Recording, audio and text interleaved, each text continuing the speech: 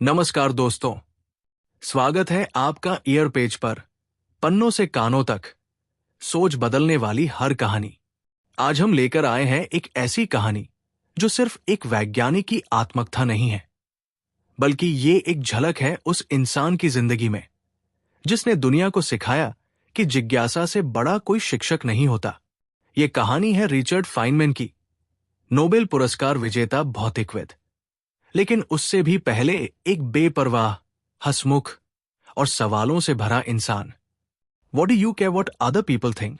सिर्फ एक सवाल नहीं है, ये एक पूरी सोच है जो हमें ये सिखाती है कि असली आजादी तब मिलती है जब हम दूसरों की सोच से ऊपर उठकर खुद को समझना शुरू करते हैं। तो चलिए शुरू करते हैं इस प्रेरणादायक सफर को, जहां विज्ञान, जिज्ञासा और जिंदगी एक साथ चलते हैं। और फाइनमैन हमें बताते हैं कि कैसे अपने सवालों से हम दुनिया को बदल सकते हैं। मैं कौन हूं और ये किताब क्यों? अगर आप मुझसे ये पूछें कि मैंने ये सब कुछ क्यों लिखा, तो मेरा जवाब होगा, क्योंकि मैंने जिंदगी को सीधा देखा है। मैं कोई दार्शनिक नहीं हूं, बस एक इंसान हूं जो चीजों को ठीक ठीक समझना चाहता है, चाहे वो इलेक्ट्रॉन हो या इंसान का व्यवहार। मेरी मां कहती थी कि मैं बहुत जिज्ञासु हूं। शायद वही जिज्ञासा मुझे वहां तक ले गई जहां मैं पहुंचा, नोबेल प्राइज, क्वांटम फिजिक्स या फिर स्पेस शटल चैलेंजर की जांच। लेकिन इन सबसे ज्यादा मैं एक कहानीकार हूं, और ये किताब उसी कहानी की झलक है। ये किताब 2 हिस्सों में बंटी है। पहले हिस्से में आपको मेरी जिंदगी के छोटे छोटे लेकिन दिलचस्प किस्से मिलेंगे। मेरी पत्नी अर्लीन के साथ मेरे रिश्ते, मेरे पापा की कहानियां, स्कूल की शरारतें और वो सब कुछ जो मुझे आज का फाइनमैन बनाता है। दूसरे हिस्से में बात थोड़ी गंभीर हो जाती है। नासा में स्पेस शटल हादसे की जांच और मेरी कोशिश कि मैं सच्चाई तक पहुंच सकूं, भले ही वो कड़वी क्यों न हो। लेकिन इन दोनों हिस्सों में एक बात कॉमन है। मैंने कभी इस बात की परवाह नहीं की कि लोग क्या सोचेंगे। मुझे लगता है कि जब आप अपने दिल से काम करते हैं, जब आप ईमानदार होते हैं, तो दुनिया आपको वैसे ही कबूल कर लेती है जैसे आप हैं। और अगर नहीं भी करती तो कोई बात नहीं। तो चलिए शुरू करते हैं एक वैज्ञानिक की जिंदगी की असली कहानी। इस किताब के पहले भाग, a curious character, the making of a scientist में हम देखेंगे कि कैसे मिस्टर फेनमैन ने खुद को एक वैज्ञानिक के रूप में ढाला और अपने जीवन में चुनौतियों का सामना करते हुए अपनी अद्भुत सोच और विचारों को विकसित किया। तुम दूसरों के बारे में इतना क्यों सोचते हो? यह सवाल मेरी पत्नी अर्लीन ने मुझसे तब पूछा जब मैं एक बार फिर दूसरों की राय को लेकर उलझन में था। मैं एक वैज्ञानिक था, पर इंसान भी। मैं भी चाहता था कि लोग मुझे पसंद करें, मेरी बातों को समझें और मेरी सोच को स्वीकार करें। लेकिन अर्लीन ने मुझे आईना दिखाया। वो कहती थी, रिची, अगर तुम हर किसी को खुश करने की कोशिश करोगे तो खुद को खो बैठोगे। मैंने जब से विज्ञान को समझना शुरू किया, तभी से मुझे ये भी समझ में आ गया था कि सच्चाई सबसे जरूरी चीज है, चाहे लोग क्या सोचें या कहें। जब मैं प्रयोग करता था तो उसमें कोई झूठ नहीं चलता। वहां या तो चीजें काम करती थी या नहीं। और यही सिद्धांत मैंने अपने जीवन में भी अपनाना शुरू किया। अर्लीन की बातों ने मेरी सोच बदल दी। अब मैं वही करता था जो मुझे सही लगता, न कि वो जो दुनिया को पसंद आता। मैंने सीखा कि अगर आप दूसरों की राय से डरते रहेंगे तो कभी भी वो काम नहीं कर पाएंगे जो आपको अंदर से खुशी दे। जब मैं छोटा था, मेरे पिता मुझे हर चीज के पीछे छुपे तर्क और विज्ञान को समझाते थे। वो कहते, रिची, चीजों को नाम से नहीं, काम से पहचानो। अगर कोई पक्षी गौरैया है तो बस नाम जान लेने से कुछ नहीं होता। असली समझ तब आती है जब तुम ये जानो कि वो उड़ती कैसे है, चोंच से क्या खाती है और अपने बच्चों को कैसे पालती है। मेरे पिता के साथ की गई ये बातें मेरे जीवन की बुनियाद बनी। उन्होंने मुझे सिखाया कि ज्ञान दिखावा नहीं है, वो जिज्ञासा से आता है। स्कूल में जब बाकी बच्चे बस रटकर नंबर लाते थे, मैं सवाल करता था। मेरी मां कहती, तुम हमेशा क्यों पूछते हो? और मुझे उस पर गर्व था। मैं जानना चाहता था कि चीजें काम कैसे करती है। मेरे लिए गणित, भौतिकी या कोई भी विषय एक पहेली जैसा था जिसे हल करना मजेदार लगता। लेकिन मैं ये भी जानता था कि दुनिया में बहुत से लोग ज्ञान का सिर्फ मुखौटा पहनते हैं। वो बड़े बड़े शब्दों में बातें करते हैं, पर असल में गहराई से कुछ नहीं जानते। मेरे लिए सच्चा ज्ञान वो था जो सीधा, सरल और दिल से जुड़ा हो। मेरे पिता का ये कहना, अगर तुम किसी चीज को अपने छोटे भाई को नहीं समझा सकते तो शायद तुमने उसे खुद भी ठीक से नहीं समझा, मेरी सोच की दिशा तय करता रहा। कभी कभी लोग सोचते हैं कि आगे बढ़ने के लिए चालाक होना चाहिए, दूसरों से तेज दौड़ना चाहिए। लेकिन मेरे लिए आगे बढ़ना का मतलब था उत्सुकता, ईमानदारी और ये जानने की चाह कि चीजें वास्तव में कैसे काम करती हैं। कॉलेज में जब मैं मिट में पढ़ रहा था, मैं बहुत सारे विषयों में दिलचस्पी लेता था। भौतिकी मेरी आत्मा का हिस्सा बन चुकी थी, लेकिन मैं ड्राइंग, बायोलॉजी और यहां तक कि संगीत में भी हाथ आजमाता।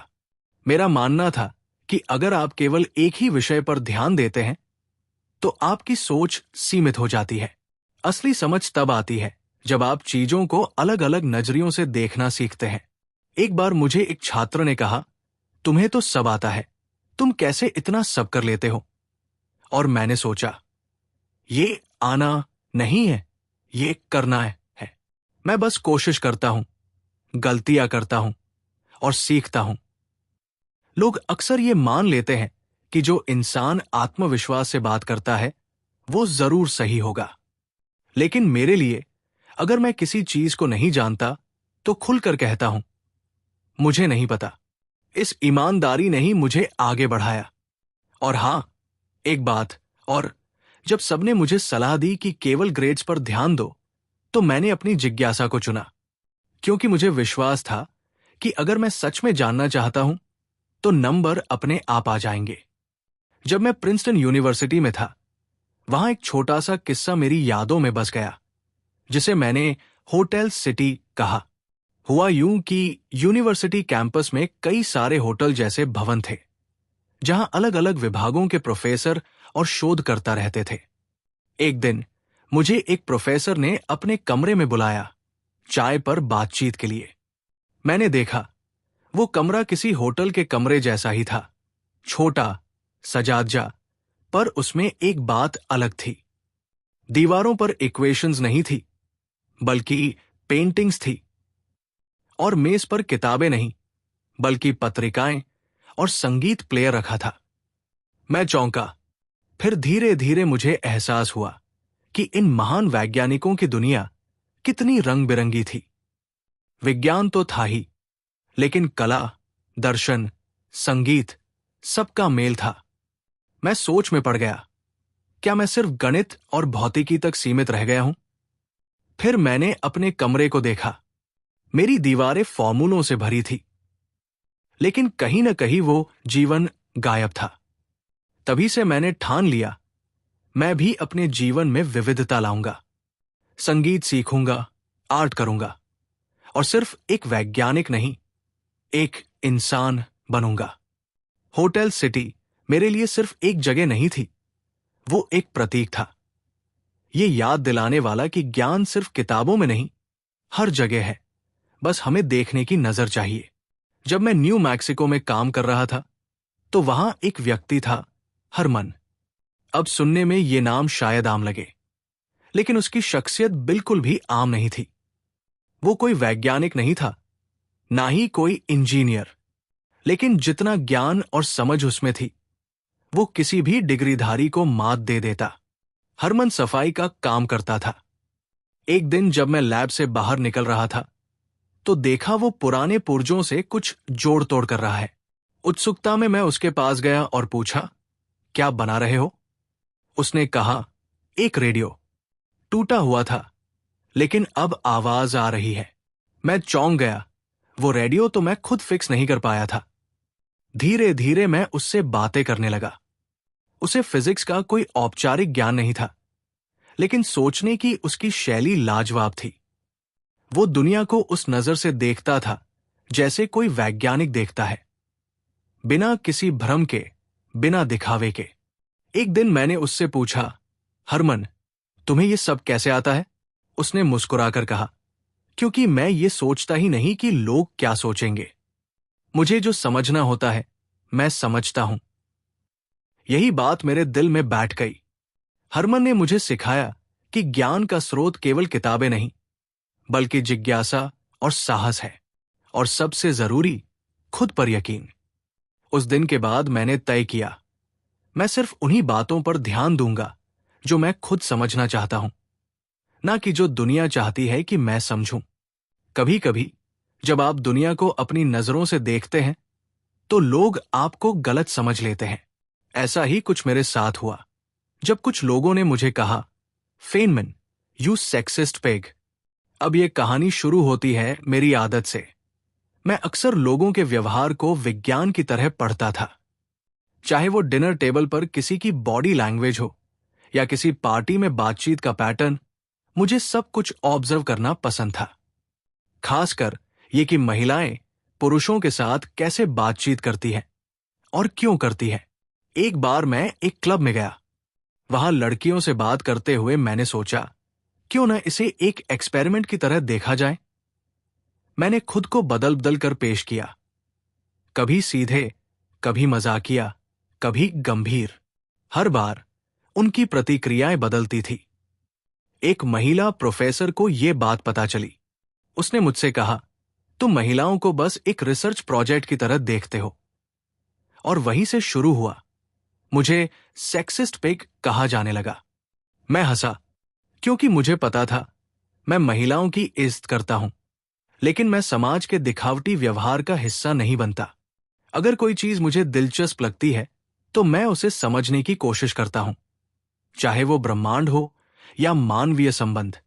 लोगों की सोच को चुनौती देना हमेशा रिस्की होता है, लेकिन अगर आप हर बार सोचें कि लोग क्या कहेंगे, तो आप कभी खुद को खोज ही नहीं पाएंगे।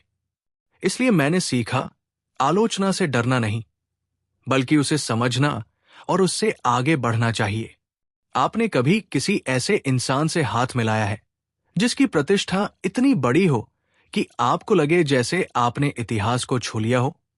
यह कहानी एक कॉलेज स्टूडेंट की है, लेकिन शायद उससे भी ज्यादा मेरी खुद की। उस दिन मैं एक व्याख्यान देने गया था, हमेशा की तरह विज्ञान के बारे में बात करने, थ्योरी समझाने और दर्शकों के मन में सवाल जगाने। लेक्चर खत्म हुआ, तालियां बजी और फिर लोग मिलने आने लगे। एक लड़का आंखों में चमक और चेहरे पर घबराहट लिए मेरे पास आया। वो चुपचाप कुछ देर खड़ा रहा, फिर बोला, I just shook his hand, can you believe it? मैं मुस्कराया। मेरे लिए ये एक आम दिन था, लेकिन उस लड़के के लिए नहीं। असल में मैं हमेशा मानता रहा हूं कि हम जितने भी महान बन जाएं, असली काम लोगों को प्रेरित करना है। अगर कोई सिर्फ मेरा हाथ मिलाकर प्रेरित हो सकता है, तो वो मेरे जीवन की सबसे बड़ी उपलब्धि है। इस घटना ने मुझे याद दिलाया कि हमारे शब्दों और कर्मों का असर कितना गहरा होता है, भले हम उसे तुरंत न समझ पाएं। हम सिर्फ एक साइंटिस्ट या लेखक नहीं होते, हम एक चिंगारी होते हैं जो किसी और के भीतर आग जला सकती है। उस लड़के की आंखों में मैंने वही जिज्ञासा देखी थी जो मुझ में बचपन में थी, और यही जिज्ञासा दुनिया बदलती है। मेरी जिंदगी के सबसे अनमोल खजाने क्या है? ना कोई नोबेल प्राइज, ना बड़ी प्रयोगशालाएं, ना ही वो सारे वैज्ञानिक प्रमेय। मेरे लिए असली खजाने हैं पुराने खत, तस्वीरें और ड्राइंग्स। जब भी मैं अपने पुराने सामान का बक्सा खोलता हूं, उसमें एक दुनिया बसती है। हर खत एक कहानी है। मेरी पहली पत्नी आर्लीन की लिखी चिट्ठियां, जिनमें उसकी मासूमियत, उसका प्यार और उसकी बीमारी के बावजूद जिंदगी से लगाव झलकता था। वो खत आज भी पढ़ता हूं और लगता है जैसे वक्त वही थम गया हो। फिर है वे तस्वीरें, युवा दिनों की, दोस्तों के साथ बिताए लम्हों की, प्रयोग करते वक्त की, और वो भी जब मैं बोंगो बजा रहा हूं। इन तस्वीरों में कहीं न कहीं मेरी रूह छिपी है। ये मेरे वैज्ञानिक जीवन से कहीं ज्यादा इंसानी है। और ड्राइंग्स, हां, मैंने कला सीखी थी, सीखी नहीं, चुराई थी। समय से, दोस्तों से, जिंदगी से। मेरे स्केच में कोई तकनीकी बारीकी नहीं, लेकिन उसमें सच्चाई है। एक दिन मैंने एक न्यूड मॉडल की पेंटिंग बनाई और जब लोगों ने तारीफ की तो मुझे एहसास हुआ, इंसान सिर्फ फॉर्मूलों से नहीं बनता, वो भावनाओं और कल्पनाओं से भी बना होता है। ये सारे टुकड़े, खत, फोटो, स्केच मेरी आत्मा के फ्रेम है। मेरे विचारों से ज्यादा मेरे जज्बात को दिखाते हैं, और यही सब कुछ है जो मरकर भी जिंदा रह जाता है। दूसरे भाग में mister Feynman goes to Washington, investigating the space shuttle Challenger disaster, हम उनके उन अनुभवों पर नजर डालेंगे जब उन्होंने चैलेंजर अंतरिक्ष शटल आपदा की जांच में हिस्सा लिया और दुनिया को इस हादसे की सच्चाई से अवगत कराया। जब पहली बार मुझे बताया गया कि राष्ट्रपति ने एक आयोग गठित किया है चैलेंजर स्पेस शटल हादसे की जांच के लिए, और मुझे उसमें शामिल होना है, तो मैं थोड़ा हैरान हुआ। भला मुझे तो न सरकारी नियमों का शौक है, नहीं नौकरशाही से कोई लगाव। लेकिन फिर मैंने सोचा, अगर विज्ञान की जमीन पर कुछ गलत हुआ है तो उसकी तह तक जाना मेरा फर्ज है। वॉशिंगटन पहुंचते ही लगा मानो मैं किसी और ही दुनिया में आ गया हूं। हर तरफ सूट बूट वाले लोग, प्रेस के सवाल और राजनीति की वो हवा जो सच्चाई को कई बार ढक देती है। लेकिन मेरा एक ही उसूल था, जो दिखता है वही सच नहीं होता, सच वो होता है जो काम करता है। मैंने तकनीकी दस्तावेज पढ़े, इंजीनियरों से मुलाकात की और धीरे धीरे समझने लगा कि ये मामला सिर्फ मशीन की खराबी का नहीं है, सिस्टम की सोच में ही दरार है। जब मैंने स्पेस शटल हादसे के तकनीकी पहलुओं को समझना शुरू किया तो एक बात ने मुझे अंदर तक हिला दिया। ये दुर्घटना एक तरह से धीमे धीमे आत्महत्या जैसी थी। देखिए, मैं कोई कवि नहीं हूं, लेकिन जब आप बार बार एक ही गलती को नजरअंदाज करते हैं और उम्मीद करते हैं कि सब ठीक रहेगा, तो वो भी एक किस्म की आत्मघाती मानसिकता ही है। मुझे याद है, जब मैंने नासा के इंजीनियरों से बात की तो उन्होंने ओरिंग की बात छेड़ी, वो छोटी सी रबड़ की रिंग जो ज्वालामुखी जैसी ताकत को रोकने का काम करती है, लेकिन ठंडे मौसम में वो ठीक से काम नहीं करती, ये पहले से पता था। फिर भी इसे गंभीरता से नहीं लिया गया। मीटिंग्स में ये मुद्दा उठता रहा, लेकिन हर बार उसे किनारे कर दिया गया। पिछली बार कुछ नहीं हुआ ना, तो इस बार भी सब ठीक रहेगा। मैं सुनता रहा और सोचता रहा, ये तो साइंटिफिक रीजनिंग नहीं है, ये तो उम्मीद के भरोसे खेल खेला जा रहा है। जब मैंने इस विषय पर सवाल उठाए तो कुछ लोग असहज हुए, लेकिन मेरा काम किसी को खुश करना नहीं था। मेरा काम था सच्चाई सामने लाना, चाहे वो कितनी भी असुविधाजनक क्यों न हो। जब मैंने शटल दुर्घटना की तह तक जाना शुरू किया तो मुझे महसूस हुआ कि ये कोई अचानक हुई त्रासदी नहीं थी। नहीं, ये तो एक धीमी और जानबूझकर नजरअंदाज की गई आत्महत्या थी। हां, आत्महत्या, क्योंकि जब आप बार बार चेतावनियों को अनदेखा करते हैं, डेटा को तोड़मरोड़ कर फिट करने की कोशिश करते हैं और फिर भी खुद को विश्वास दिलाते हैं कि सब ठीक रहेगा, तो वो विज्ञान नहीं होता, वो धोखा होता है। नासा और मॉर्टन थियोकोल के इंजीनियरों ने मुझे ऑरिंग्स के बारे में बताया। ये वही रबड़ की छोटी सी रिंग थी जो रॉकेट बूस्टर में गैस लीकेज को रोकती थी, लेकिन ठंडे मौसम में ये कठोर हो जाती थी और सीलिंग ठीक से नहीं कर पाती थी। ये बात उन्हें पहले से पता थी। एक इंजीनियर ने मुझे पुराने टेस्ट डेटा दिखाए। उसमें साफ दिख रहा था कि तापमान कम होते ही ऑरिंग्स फेल करने लगती थी। लेकिन जब मैं पूछता कि फिर भी लॉन्च को कैसे मंजूरी दी गई, तो जवाब मिलता, पिछली बार भी कुछ नहीं हुआ था। यानी पिछली बार मौत नहीं हुई तो इस बार भी नहीं होगी। क्या यही है वैज्ञानिक सोच? मैंने महसूस किया कि एक कल्चर बन चुका था, एक ऐसा कल्चर जिसमें हर लेवल पर प्रेशर था कि मिशन सफल दिखे, चाहे उसकी नींव कितनी भी कमजोर क्यों न हो। लॉजिक और डेटा को बेंड किया जा रहा था, सिर्फ इस उम्मीद में कि सिस्टम जैसे तैसे काम कर ही जाएगा। मैंने तभी तय किया, मैं इस झूठे भरोसे को सबके सामने लाऊंगा, चाहे लोग नाराज हो या चुप, क्योंकि वैज्ञानिक होना सिर्फ खोज करने की बात नहीं, सच्चाई का सामना करना भी है। वो सुबह बेहद ठंडी थी, मेरी उंगलियां तक जम रही थी, लेकिन नासा के कुछ अफसर गर्म कमरों में बैठकर समझा रहे थे कि सब कुछ कंट्रोल में है। मुझे बार बार वही सवाल कचोट रहा था, अगर ऑरिंग्स तापमान में सिकुड़ती है तो फिर 31 डिग्री फ़ारेनहाइट की सुबह में लॉन्च की इजाजत कैसे दी गई? मैंने सीधा रास्ता चुना। एक सुनवाई के दौरान मैंने एक गिलास में ठंडा पानी मंगवाया, उसमें ऑरिंग का टुकड़ा डाला और सबके सामने उसे मरोड़ने की कोशिश की। वो कठोर हो चुका था, फ्लेक्सिबिलिटी खत्म हो गई थी। साइलेंस छा गया। विज्ञान का असर तब होता है जब वो आंखों के सामने जिंदा हो जाए। मॉर्टन थियोकोल के इंजीनियरों को भी ये बात पता थी, लेकिन मैनेजमेंट ने उन पर दबाव डाला। लॉन्च डिले नहीं हो सकता, उन्होंने कहा, तो इंजीनियरों को चुप करा दिया गया। कल्पना कीजिए, वो लोग जिन्हें डेटा पर सबसे ज्यादा भरोसा था, जिन्हें सुरक्षा की सबसे बड़ी जिम्मेदारी थी, उन्हें बोलने तक नहीं दिया गया। क्यों? क्योंकि पॉलिटिक्स विज्ञान पर भारी पड़ गई थी। और ये केवल एक आइसोलेटेड इंसिडेंट नहीं था। नासा में एक कल्चरल प्रॉब्लम थी, मैनेजर्स और इंजीनियरों के बीच डिस्कनेक्ट। ऊपर के लोग बस सक्सेस रेट के ग्राफ्स देख रहे थे, लेकिन नीचे जो ग्राउंड रियलिटी थी वो उनसे छुपाई जा रही थी। इस कोल्ड फैक्ट ने मेरी रगों में बर्फ दौड़ा दी। ये हादसा रोका जा सकता था, लेकिन जब सच्चाई को ठंडे बस्ते में डाल दिया जाए तो परिणाम बहुत गर्म होते हैं, जानलेवा। चेक 6, ये एक कहावत है जो पायलट्स अक्सर कहते हैं। मतलब, अपनी पीठ का ध्यान रखो, 6 बजे की दिशा से कोई खतरा आ सकता है। और चैलेंजर डिजास्टर की जांच के दौरान मैंने देखा कि नासा ने अपनी पीठ की तरफ देखना ही छोड़ दिया था। मुझे एक बात लगातार परेशान कर रही थी, क्या नासा को वाकई अपने सिस्टम की सीमाएं पता थी, या वो बस आस्था के भरोसे काम कर रहे थे? मैंने एयरफोर्स और पुराने टेस्ट पायलट से बात की। उन्होंने कहा, हर मिशन एक रिस्क है, लेकिन हमें सच्चाई पता होती है।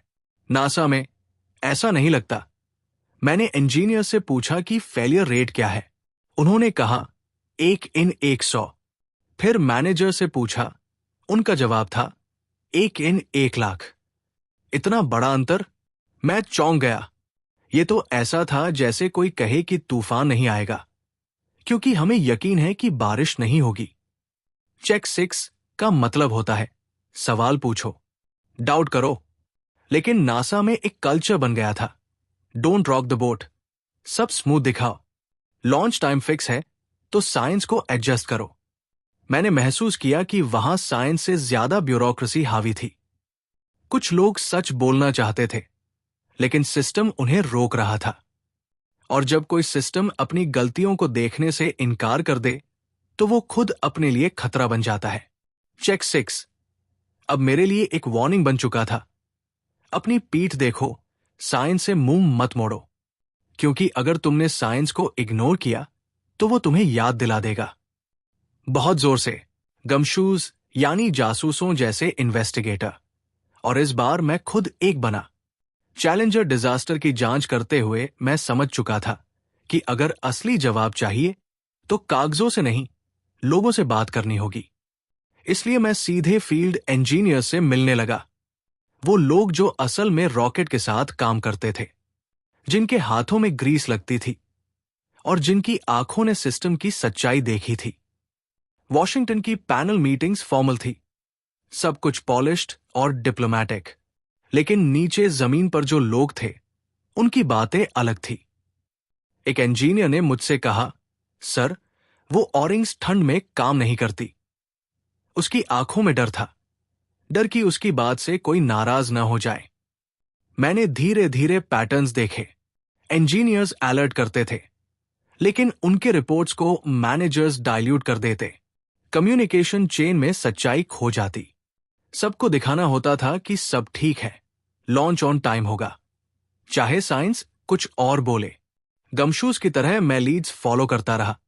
एक क्लू मुझे दूसरे क्लू तक ले जाता। मैंने देखा कि डेटा को सेलेक्टिवली प्रेजेंट किया जा रहा था, फेलियर्स को मिनिमाइज किया जा रहा था। मैंने सोचा, अगर कोई क्राइम होता है तो जासूस मोटिव ढूंढता है। यहां मोटिव था स्केड्यूल मेंटेन करना, भले ही रिस्क कितना भी बड़ा क्यों न हो। और तभी समझ आया, यह सिर्फ एक टेक्निकल फेलियर नहीं था, ये एक कम्युनिकेशन फेलियर था।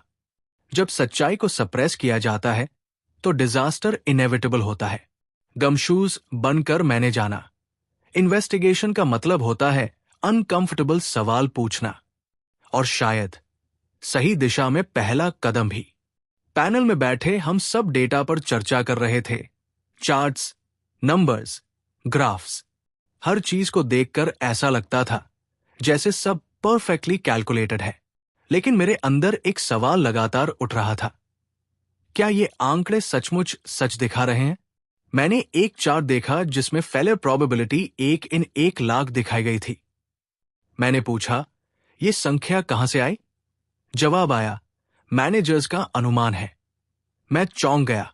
इंजीनियर्स जिनसे मैंने बात की थी, उनका कहना था कि फेलियर चांस 1 इन 100 या उससे भी ज्यादा है, मतलब 1000 गुना ज्यादा रिस्क।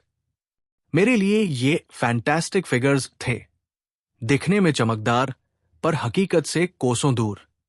मैंने समझा कि नासा के मैनेजर्स और इंजीनियर्स के बीच एक बड़ा परसेप्शन गैप था। इंजीनियर्स रिस्क को प्रैक्टिकली समझते थे, मैनेजर्स चाहते थे कि डेटा उनकी ऑप्टिमिज्म को रिफ्लेक्ट करे। मुझे याद है, एक बार मैंने एक मैनेजर से पूछा, क्या आपको लगता है कि शटल परफेक्ट है? वो बोला, absolutely, it's as reliable as an aircraft. मैंने कहा, लेकिन एयरक्राफ्ट तो हजारों बार उड़ते हैं और शटल मुश्किल से दर्जनों बार। यह मिसमैच खतरनाक था। रियल फिगर्स को फैंटेसी में बदल देना यानी सच्चाई से मुंह मोड़ लेना। और यही हुआ चैलेंजर के साथ। मैंने पब्लिकली कहा, for a successful technology, reality must take precedence over public relations, for nature cannot be fooled. Fantastic figures की दुनिया में लोग खुद को सुरक्षित मानते हैं, लेकिन साइंस का मतलब है अनकंफर्टेबल ट्रूथ को स्वीकार करना, और इसी एक्सेप्टेंस से ही फ्यूचर डिजास्टर्स को टाला जा सकता है। चैलेंजर इन्वेस्टिगेशन की भागदौड़ और दबाव के बीच मेरी तबीयत अचानक बिगड़ गई। शुरू में लगा बस पेट दर्द है, लेकिन दर्द बढ़ता गया। मुझे हॉस्पिटल ले जाया गया। डायग्नोसिस था अपेंडिसाइटिस। अब सोचिए, एक ऐसा इंसान जो नेशनल लेवल की इंक्वायरी का हिस्सा है, क्रिटिकल फाइंडिंग्स लिख रहा है। वो हॉस्पिटल के बेड पर पड़ा है, लेकिन मेरा दिमाग वहां भी रुका नहीं। डॉक्टर्स कह रहे थे, आपको सर्जरी की जरूरत है, और मैं कह रहा था, ठीक है, पर मुझे जल्दी ठीक भी होना है। पैनल की नेक्स्ट मीटिंग मैं मिस नहीं कर सकता। ऑपरेशन हुआ और मैं ठीक होने लगा। लेकिन असल कहानी सर्जरी नहीं थी, बल्कि उस हॉस्पिटल स्टे के दौरान मेरी सोच और ऑब्जर्वेशंस की थी। मैं वहां भी मेडिकल सिस्टम को साइंटिस्ट की नजर से देख रहा था। कैसे मरीजों से कम्युनिकेशन होती है, कैसे डिसीजंस लिए जाते हैं। पैनल के कुछ लोग मिलने आए। एक जर्नलिस्ट ने पूछा, क्या आप पैनल से बाहर हो जाएंगे? मैंने हंसकर कहा, शायद नेचर मुझे स्पेस प्रोग्राम से दूर रखना चाहती है। लेकिन मन ही मन मैं जानता था, मैं वापस जरूर जाऊंगा। ये अध्याय साइंटिफिक इन्वेस्टिगेशन की कोल्ड लॉजिक और इंसानी शरीर की फ्रैजिलिटी के बीच का टकराव है। एक तरफ स्पेस शटल की कोल्ड फेलियर प्रोबेबिलिटी है, और दूसरी तरफ मेरे शरीर का गर्म अपेंडिक्स। दोनों अनप्रेडिक्टेबल, दोनों डेंजरस। लेकिन इस दर्द और डिसरप्शन के बीच भी मैंने सीखा, क्यूरियोसिटी और कमिटमेंट कभी आराम नहीं लेते। चाहे आप लैब में हो या हॉस्पिटल बेड पर, एक साइंटिस्ट की सबसे बड़ी स्ट्रेंथ है उसका कभी न रुकना। चैलेंजर इन्वेस्टिगेशन की अंतिम रिपोर्ट तैयार हो रही थी। पैनल के बाकी सदस्यों ने अपनी सिफारिशें ड्राफ्ट कर ली थी। Total 9 recommendations. लेकिन मेरे मन में कुछ खटक रहा था। ये सारी सलाहें टेक्निकल थी, डिजाइन्स, सेफ्टी, कम्युनिकेशन प्रोटोकॉल्स। लेकिन सिस्टम की संस्कृति का क्या? मैंने नासा की इंजीनियरिंग कल्चर में एक डरावना ट्रेंड देखा था, ट्रूथ को दबा देना। इंजीनियर्स की असली कॉन्सर्न्स अपर मैनेजमेंट तक पहुंचती ही नहीं थी। रिलायबिलिटी के आंकड़े मैनिपुलेट होते थे, और फिर सवाल आया, क्या हम बस दिखावे के लिए इन्वेस्टिगेशन कर रहे हैं या सचमुच कोई फर्क डालना चाहते हैं? मैंने अपनी अलग सिफारिश द 10th रिकमेंडेशन लिखी। उसमें साफ कहा, for a successful technology reality must take precedence over public relations, for nature cannot be fooled. कुछ लोग परेशान हो गए, बोले, ये तो बहुत हर्ष है। पैनल के लीडर ने मुझसे कहा, क्या तुम इसे अपेंडिक्स में रखना चाहोगे? मैंने कहा, ठीक है, पर वर्ड बाय वर्ड जैसा है वैसा ही जाएगा। और इसी तरह अपेंडिक्स एफ में मेरी पर्सनल ऑब्जर्वेशंस को जगह मिली। ये कोई हल्की बात नहीं थी। ये सिस्टम की खामियों को बेनकाब करने वाला सेक्शन था। मैंने कोई शुगर कोटिंग नहीं की, बस वही लिखा जो देखा और महसूस किया। इस अध्याय से मैंने सीखा, इंटेग्रिटी का मतलब है अनकंफर्टेबल ट्रूथ्स को भी सामने लाना। साइलेंस, पोलाइटनेस या डिप्लोमेसी से ज्यादा जरूरी है ऑनेस्टी, क्योंकि आखिर में चाहे वो शटल हो या सोसाइटी, अगर हम रियलिटी से मुंह मोड़ते हैं तो कॉन्सिक्वेंसेस जरूर भुगतने पड़ते हैं। चैलेंजर इन्वेस्टिगेशन पूरी हो चुकी थी। मेरी रिपोर्ट अपेंडिक्स एफ भी फाइनल ड्राफ्ट में जुड़ चुकी थी। अब बारी थी उसे दुनिया के सामने लाने की। और यहीं से शुरू हुआ मीट द प्रेस का किस्सा। प्रेस कॉन्फ्रेंस में साइंटिफिक सीरियसनेस से ज्यादा पॉलिटिकल थिएटर था। सवालों की बौछार, कैमरों की चमक और हर तरफ पब्लिक इमेज को मैनेज करने की कोशिशें। पैनल के कई सदस्य केयरफुली प्रिपेयर्ड स्टेटमेंट्स पढ़ रहे थे। डिप्लोमेसी और इमेज कंट्रोल जरूरी समझा जा रहा था। लेकिन जब मेरी बारी आई, मैंने वही किया जो मैंने हमेशा किया। सच्चाई को बिना घुमाए सीधा सपाट कहा। मैंने खुलकर बताया कि इंजीनियर्स और मैनेजमेंट के बीच ट्रस्ट की कमी थी, कैसे रिलायबिलिटी रिपोर्ट्स मैनिपुलेट की जाती थी, और सबसे बड़ी बात, नासा की कल्चर में रियलिटी से ज्यादा पब्लिक परसेप्शन की वैल्यू दी जा रही थी। प्रेस को मेरी बातों में इंटरेस्ट तो था, लेकिन कुछ लोग परेशान भी हुए। एक रिपोर्टर ने मुझसे पूछा, क्या आपको लगता है नासा फिर से शटल लॉन्च करने के लिए तैयार है? मैंने कहा, science doesn't care about deadlines, nature can't be fooled. ये जवाब हेडलाइंस में छप गया। नासा ऑफिशियल्स कुछ नाराज हुए, लेकिन मुझे कोई पछतावा नहीं था। मेरे लिए ये चैप्टर सिर्फ इन्वेस्टिगेशन का अंत नहीं था, ये एक साइंटिस्ट की जिम्मेदारी का हिस्सा था। सच कहना, भले ही वो सुनने में अनकंफर्टेबल हो। और यही है फेनमैन का असली मैसेज। जब स्टेक्स इतने बड़े हों, चाहे वो शटल हो या इंसानी जिंदगी, तो साइलेंस एक लक्जरी नहीं, एक गलती बन जाती है। चैलेंजर इन्वेस्टिगेशन खत्म हो गई थी, रिपोर्ट सामने आ चुकी थी, और मेरी अपेंडिक्स एफ ने काफी हलचल मचा दी थी। लेकिन मैं अब भी सोच रहा था, क्या हमने कुछ बदला? क्या कोई वाकई सुन रहा है? आफ्टर थॉट्स सिर्फ एक निष्कर्ष नहीं था, ये मेरी गहरी चिंता और उम्मीद दोनों का मिलाजुला रूप था। मैंने महसूस किया कि टेक्नोलॉजी और ब्यूरोक्रेसी के बीच एक खतरनाक डिस्कनेक्ट है। इंजीनियर ग्राउंड रियलिटीज की बात करता है और मैनेजमेंट भविष्य के सपनों में जीता है। जब दोनों की कम्युनिकेशन टूटती है, तब हादसे होते हैं। मैंने लिखा, for a successful technology reality must take precedence over public relations, for nature cannot be fooled.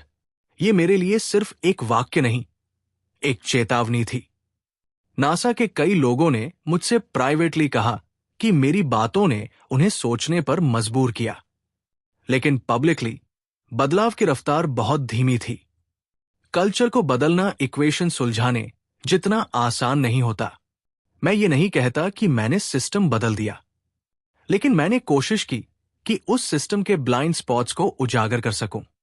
मेरे लिए इन्वेस्टिगेशन का असली मकसद था ईमानदारी से साइंटिफिक ट्रूथ को डिफेंड करना, चाहे वो किसी भी कीमत पर क्यों न हो। और जब ये सब खत्म हुआ, मैं वापस अपनी असली दुनिया में लौट आया, क्लासरूम्स, ब्लैक बोर्ड्स और क्यूरियस स्टूडेंट्स के बीच। क्योंकि आखिर में यही है मेरी सबसे बड़ी लेगेसी, ट्रूथ की खोज और उसे पूरी ईमानदारी से दुनिया तक पहुंचाना।